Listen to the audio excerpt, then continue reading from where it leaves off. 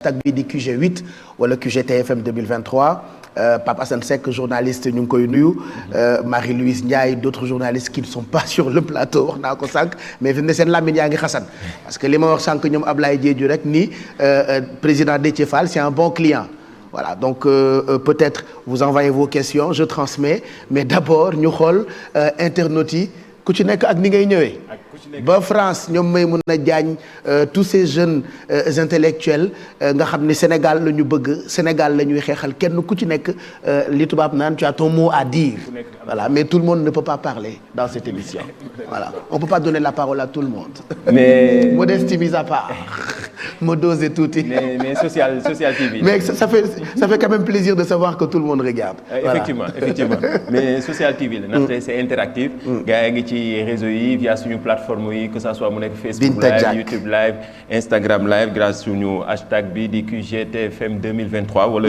QG8 en tout cas question bi ëpp lu mu ñëw mooy ñëpp di laajte Déthié Fall lan mooy vision am ak lan mooy programme am ñëpp ma pëtaxlu foofu noonu j'ai beaucoup de questions et de commentaires madame la ministre Mimi Touré mu ngi seetaan jot naa commentaire honorable député Mame Diarra Fam donc ñëpp bëgg soxatoo de président ñoom ñëpp parce que nag c'est un bon client c'est un bon client pas seulement pour les journalistes mais même sénégalais yi parce que li muy wax am na solo en plus honorable Mame Diarra Fam nee na j'ai fait la prison avec lui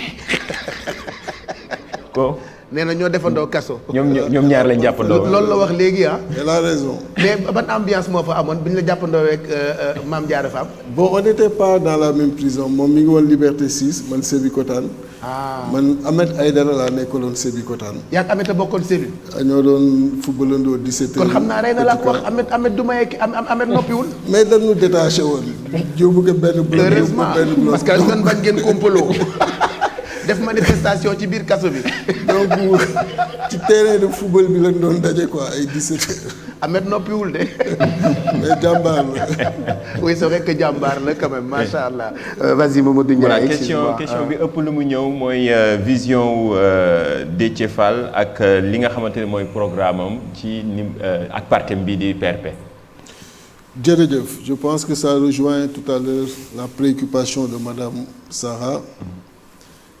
pour déjà le parti boo leen dee xool devise bi c'est ensemble paix prospérité ensemble pour la prospérité dans la paix prospérité parce que li ñu considéré wax naa ko sànq bi may junj mooy li nekk ci yeneen réew yi waruñu ko jombale suñu bopp loolu laa gëm te bu ma leen ko waxee aussi ngeen mën ma gëm parce que dama nekk industriel bi may ñëw fi ñu nekk secteur bi ñu nekk muy secteuru farine bi xam ngeen ni biñ ci yegsi ay tubaab ñoo ko ŋànkoon ñu ànd seeg benn champion yàlla ko yàlla yërëm te yéexee yow mu doon nit ku exceptionnel gëm Sénégal gëm expertise sénégalais ñu ànd ci ba yàlla yóbbu fi mu yóbbu tey ci la ne parce que loolu muy monsieur Ahmed Amar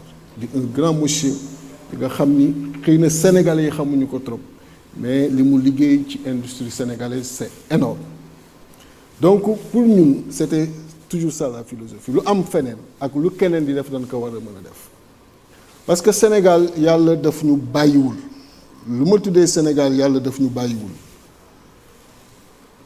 nanu jël élément par élément boo jëlee suuf si suuf su yàlla barkel mooy loo ci jëmbat mu sax loolu am na de un de deux yàlla may ñu kilifay diine yu mu nangu seeni ñaan ba nga xam ni bu taw sax manqué ñu wax def leen dog yi taw bi ñëw fekk ci suuf si li ngeen saxal mën a jëmbat gis nga yenn réew yi pour ñu dem créer la pluie artificielle c'est beaucoup d'investissement la ñuy def pour ñëw vapeur d'eau yi ñu liquéfier ko pour mu mën a wàcc ñun suñu yàlla may ñu ay sëriñ kilifa diine yi nga xam dog la ñuy joxe mu wàcc ngay ñëw suñu géej di 210 000 kilomètres carrés moom moo ëpp étendu suñu surface terrestre ñu bari xamuñu loolu parce que suñu surface c'est 196 000 kilomètres carrés donc suñu géej moo ëpp étendu suñu sous-sol li nga xam ni tey moo nu manqué woon sëriñ si ñaan ba suñu borom dugal ko fi muy pétrole ak gaz fekk fi zircon fekk fi or fekk fi phosphate fekk fi fer jëlal leen ma benn réew ci àdduna bi bu ñu ëppale donc lu ñu yàlla jox ci sunu biir réew amul am na ñi nga xam ni ci li ma lim ni genn wàll gi lañ ci am nekk ci sunu kanam pays yu bare kon li des lan la mooy la mobilisation des ressources humaines mais également un bon programme j'ai 3 secteurs clés ñi nga xam ni moom laa jàpp ni dañ ko war attaquer dans un premier temps am na benn bu ma ci junj muy l'agriculture avec le grand A parce que réew mënoo ni da nga bëgg am sa souveraineté qui ne doit pas être qu'une souveraineté territoriale mais war a doon une souveraineté économique lépp li nga xam ni moom ngay dundee nga koy jéggaani alors que tu as la possibilité de le faire à l'intérieur mooy li ma junj sànq noonu donc c'est le premier secteur à attaquer pour au moins la pression sociale bi nga xam ni moo wékku ci Sénégalais yi nga mën ko diminuer considérablement nous tous nous sommes des Sénégalais ku nekk xam na ni ñi ëpp ci Sénégalais yi seen horizon de survie c'est d'un repas en un autre mooy boo ndekkee ba jéggi ko nan ngay def ba nooy añee mooy Sénégalais yi ci ëpp donc seen horizon c'est pas dans un mois dans un an nan lay Sénégal di dem mais 8 heures bu ma jëlee le petit déjeuner à 14 heures fan laay jëlee le déjeuner donc nekk ci ay dispositions yi nga xam ni au moins cette pression sociale daa leen ko tegge à travers tout ce qu'il faut faire comme programme au niveau de l'agriculture pour que tout ce qui est denrées de première nécessité doo ko jéggaane au moins nga bàyyi ko fii pour mën a agir sur les prix comme je l'ai dit dans un premier temps l'éducation tey jii nii ñun ñii ñëpp ñu am âge bi ma am ñi ci ëpp leer na ma ils sont issus du secteur public des établissements publics jóguñu privé mais jëlal ménage yi tey boo leen jëlee seen salaire le 3e poste le plus important mooy li ngeen di jël di ko fayal seen doom ci privé yi je suis avec un professeur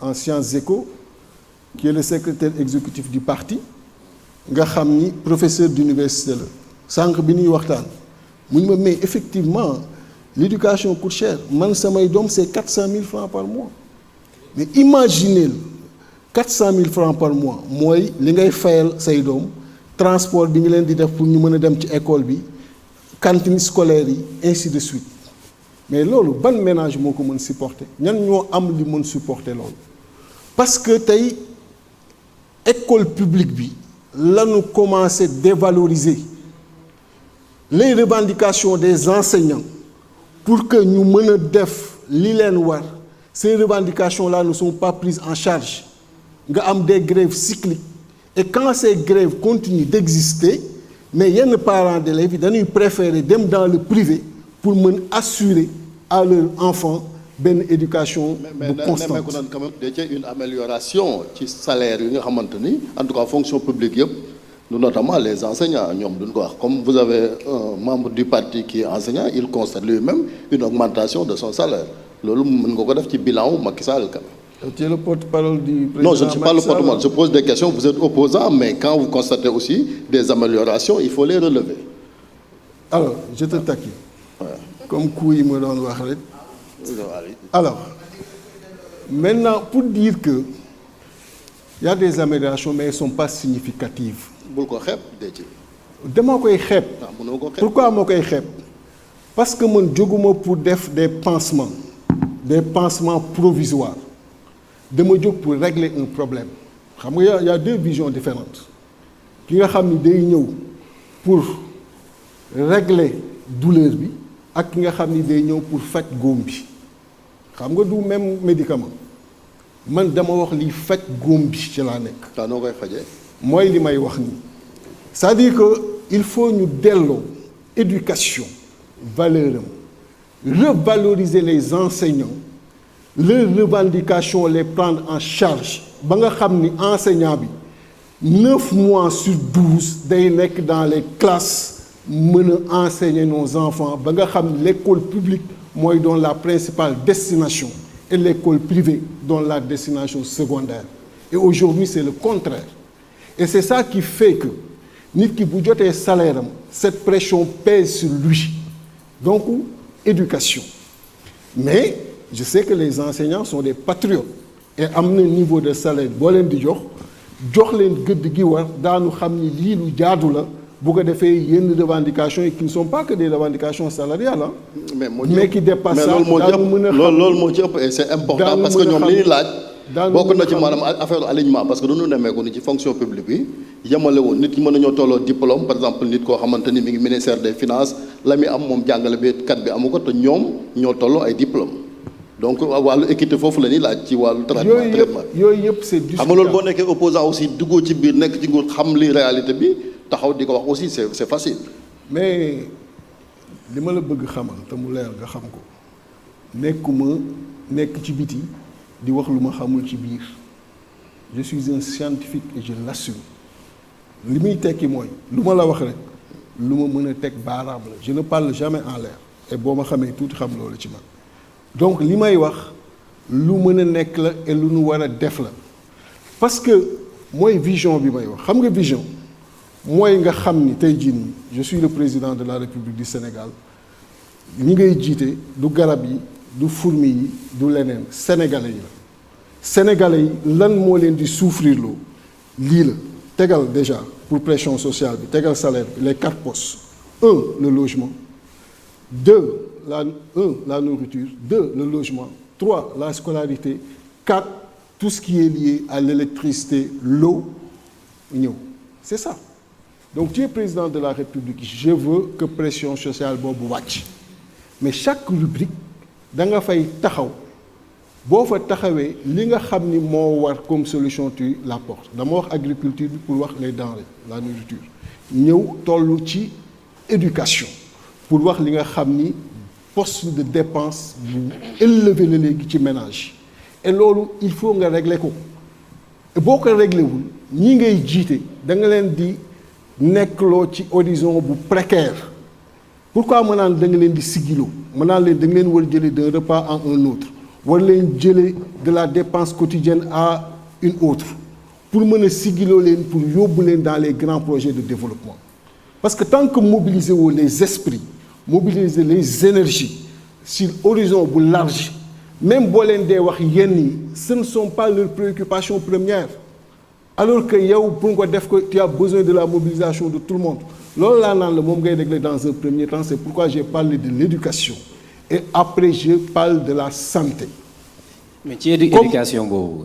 est-ce que bokkul ci vision bi nga ñëw fekk la carte boo jëlee la carte universitaire simplement waxuma sax ci lycée ak yooyu ak li ñu fi fekkoon également côté primaire ay classes yi nga xamante ne ay comme on le dit ci biir kii bi ay crintin la mooy yi nga xamante ne paya tey quand même il y a eu des efforts significatifs qui ont été faits boo jëlee la carte universitaire tey université yi waxuma sax yu privé yi mais boo demee Thiès nga dem Saint-Louis et cetera loolu également def nañ ko condition de travail des enseignants également boo xoolee tey ñi nga xamante ne ñu ngi nekkoon ci yenn kii banques yi c'est vrai am na ba léegi ay abris provisoires mais quand même am na des efforts considérables yoo xamante def nañ ko pour jéem a mettre dans des conditions de travail les enseignants et également les élèves est-ce que vision tamit teguwul ci loolu nga ñëw fekk ne loolu amu fi woon nga def ko et puis densifier également la carte universitaire bi am ci réew mi est-ce que loolu bokkul ci vision yi.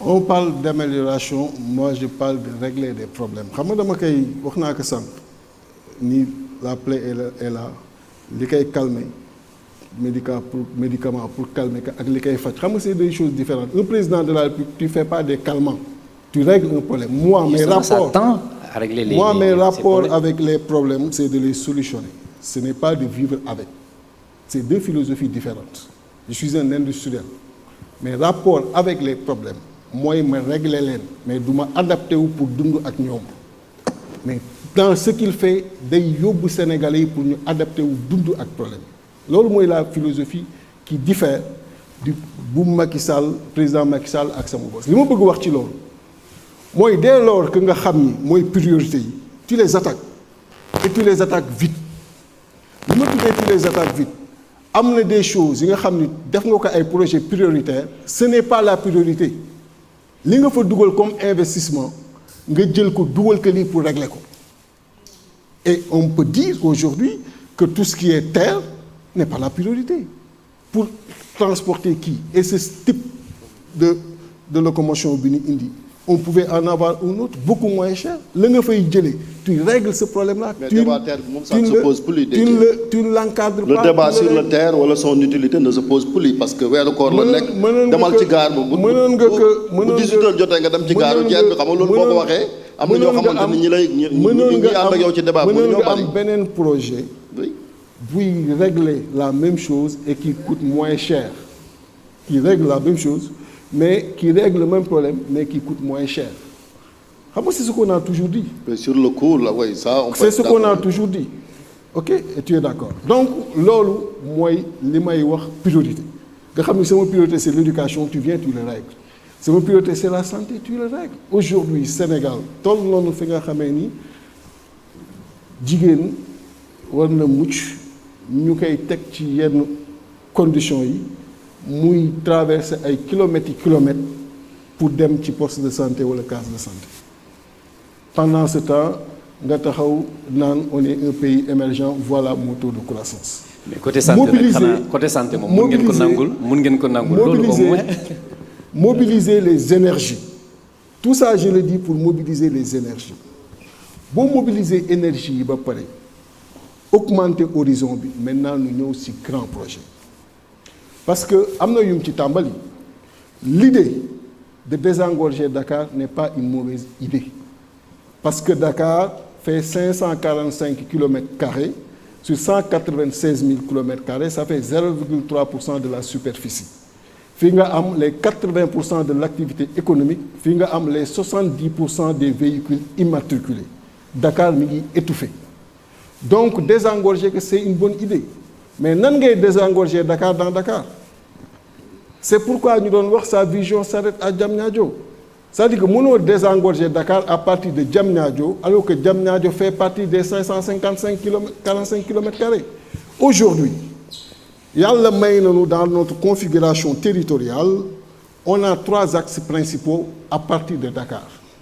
Le premier axe mooy quand tu quittes Dakar jël Mbour Fatick continuer Kaolack dem ba Kaffrine Tambacounda et plus haut. L'autre axe mooy boo quitter Dakar dem Diourbel wàcc Linguère dem ba Matam. L'autre axe mooy boo quitter Dakar jël Thiès wàcc Kébémer dem ba Saint-Louis. Mais qu'est-ce qui est plus simple? Nga def autoroute sans aller-retour sur ces 3 axes-là. Qu'est-ce qui est plus simple? Nga def des voies ferrées avec des trains. Il en existe partout et les équipes techniques ont commencé à s'intéresser à cela. C'est le président des cadres qui est là assis, c'est un polytechnicien. On commencé à s'intéresser ci loolu nga xam ni da ngay am des voies ferrées yuy jël 3 axes yooyu dans les 2 sens. Là tu ouvres Dakar sur le reste du pays avec des quais modernes dans des villes yi nga xam ni moom ngay choisir nga xam ni quai boobu yow boo nee fa cëpp li nga fa bëgg am yépp comme ay éléments activité économique da nga ko fay fekk def ko fa dem dans ces trains nga def des wagons ambulances ou même si tu dois transporter un malade d'une ville à une autre, tu as toutes les conditions dans un wagon pour pouvoir le transporter et tu n'as plus les difficultés de la route.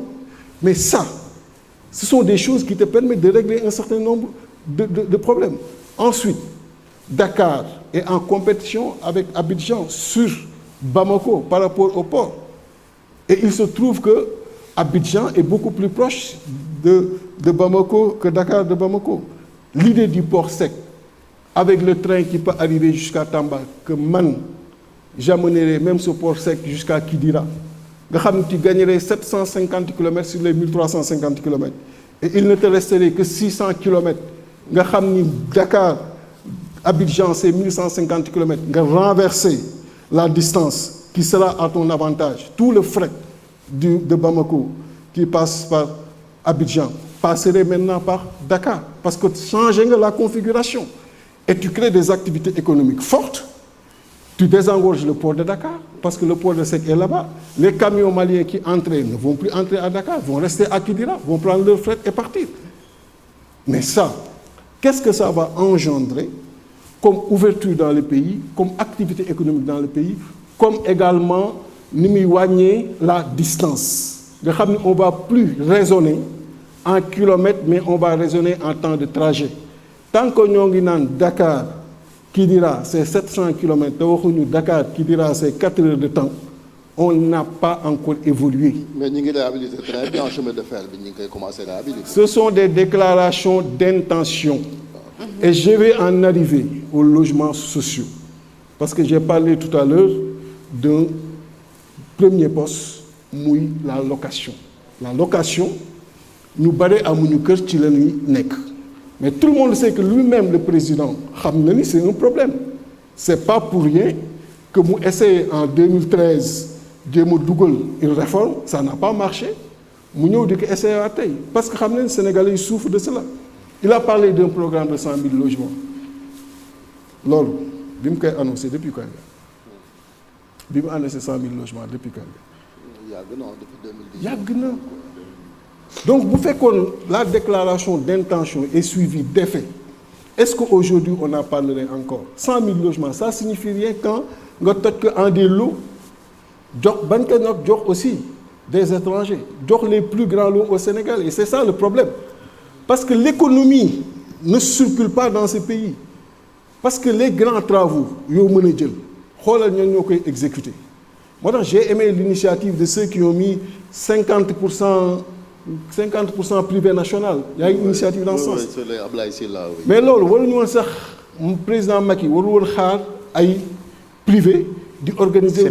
C'est son devoir de faire en sorte que